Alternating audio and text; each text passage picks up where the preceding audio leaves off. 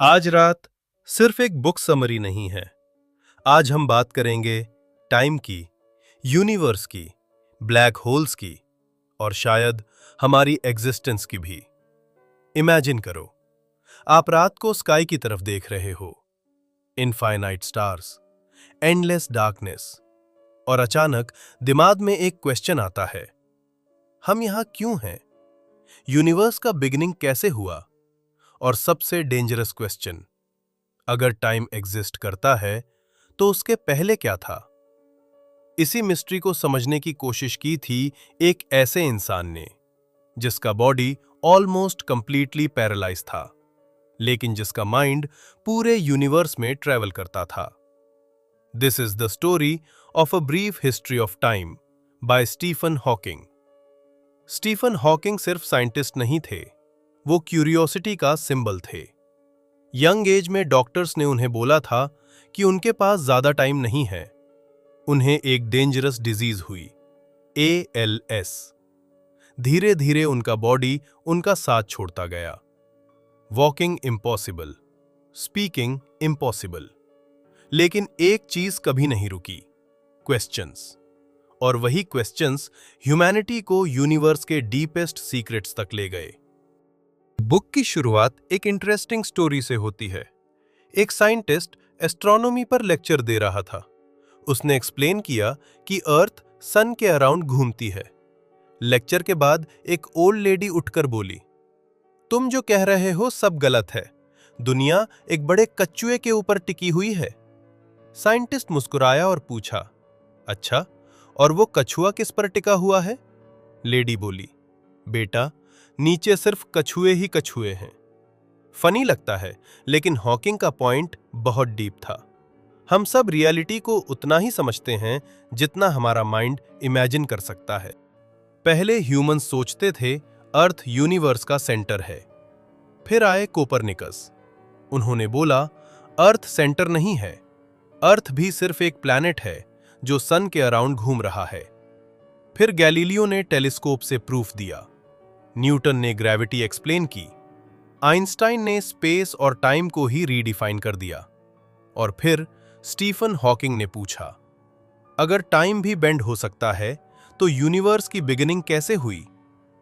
Hawking के according universe हमेशा से एग्जिस्ट नहीं करता था।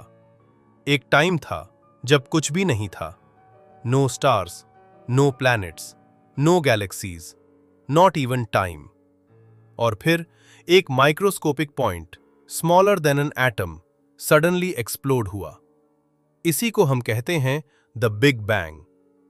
सोचो, पूरा universe, billions of galaxies, oceans, mountains, humans, सब कुछ एक टाइनी पॉइंट के अंदर कंप्रेस्ड था। और एक मोमेंट में एवरीथिंग स्टार्टेड एक्सपैंडिंग।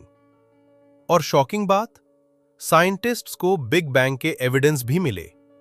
उन्होंने यूनिवर्स में एक एंशिएंट माइक्रोवेव सिग्नल डिस्कवर किया, एक इनविजिबल रेडिएशन जो बिग बैंग की लेफ्ट ओवर हीट थी। मतलब यूनिवर्स के बर्थ के फिंगरप्रिंट्स आज भी एग्जिस्ट करते हैं। लेकिन अब सबसे स्ट्रेंज चीज आती है, टाइम। हम सब कहते हैं टाइम वेस्ट मत करो, टाइम निकल रहा है। लेकिन हॉकिंग और आइंस्टाइन के अकॉर्डिंग टाइम उतना सिंपल नहीं है जितना हम सोचते हैं। इमेजिन करो, आपका एक ट्विन ब्रदर अर्थ पर रहे और आप एक स्पेसशिप में लाइट स्पीड के नियर ट्रैवल करो। जब आप वापस आओगे, हो सकता है अर्थ पर डेकेड्स बीत चुके हो, लेकिन आप सिर्फ कुछ साल आगे हुए हो। मतलब टाइम सबके लिए सेम नहीं होता। ग्रेविटी, स्पीड, मोशन सब टाइम को अफेक्ट कर सकते हैं।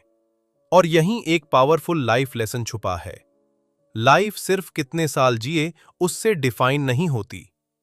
लाइफ डिफाइन होती है कैसे जिए। कभी कभी एक मीनिंगफुल मोमेंट पूरी लाइफ से ज्यादा पावरफुल होता है। पार्ट 5। अब आते हैं यूनिवर्स की सबसे टेरिफाइंग चीज पर, ब्लैक होल्स। ब्लैक होल्स ऐसी जगह हैं जहां ग्रेविटी इतनी पावरफुल होती है कि लाइट भी एस्केप नहीं कर सकती। इमेजिन करो, एक ऐसी डार्कनेस जहां एंटर करने के बाद वापस आना इम्पॉसिबल हो। साइंटिस्ट्स पहले मानते थे कि ब्लैक होल्स सिर्फ सब कुछ निगल लेते हैं, लेकिन हॉकिंग ने एक रेवोल्यूशनरी आइडिया दिया। उन्होंने प्रूव किया कि ब्लैक होल्स कंप्लीटली ब्लैक नहीं होते, वो स्लोली एनर्जी रिलीज करते हैं। आज दुनिया इसे कहती है हॉकिंग रेडिएशन।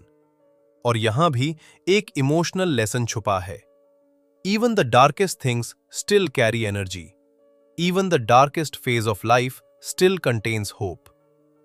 बुक का एक और पावरफुल कॉन्सेप्ट है अनसर्टेनिटी। क्वांटम फिजिक्स कहती है यूनिवर्स कंप्लीटली प्रेडिक्टेबल नहीं है। हम किसी पार्टिकल की एग्जैक्ट पोजीशन और स्पीड एक साथ परफेक्टली नहीं जान सकते। इससे कहते हैं द अनसर्टेनिटी प्रिंसिपल। और ऑनेस्टली लाइफ भी कुछ ऐसी ही है। हम फ्यूचर को कंट्रोल करना चाहते हैं, हर आंसर पहले से जाना चाहते हैं, लेकिन रियलिटी अनसर्टेन है।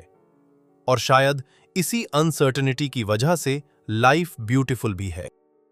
स्टीफन हॉकिंग सिर्फ साइंस एक्सप्लेन नहीं कर रहे थे, वो ह्यूमैनिटी को मिरर दिखा रहे थे। हम अपनी डेली प्रॉब्लम्स में इतने उलझ जाते हैं कि हम स्टार्स को देखना भूल जाते हैं। Bills, stress, comparison, social media. लेकिन जब आप यूनिवर्स को समझने की कोशिश करते हो तो ईगो डिसॉल्व होने लगता है।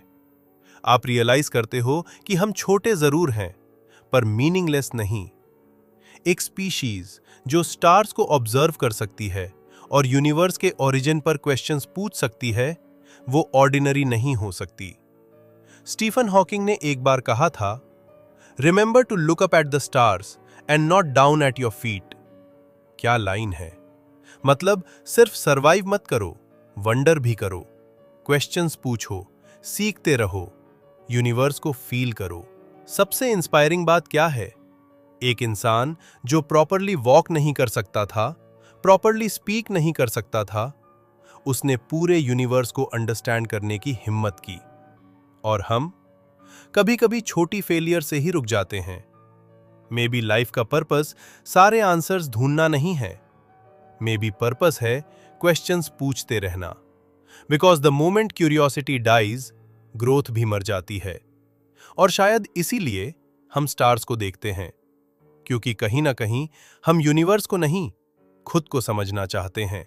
अगर आपको ऐसी deep life changing book summaries पसंद है तो हमारे चैनल इंस्पायर विथ रामा को सब्सक्राइब करो, क्योंकि यहां हम सिर्फ बुक्स एक्सप्लेन नहीं करते, हम लाइफ को डिकोड करते हैं।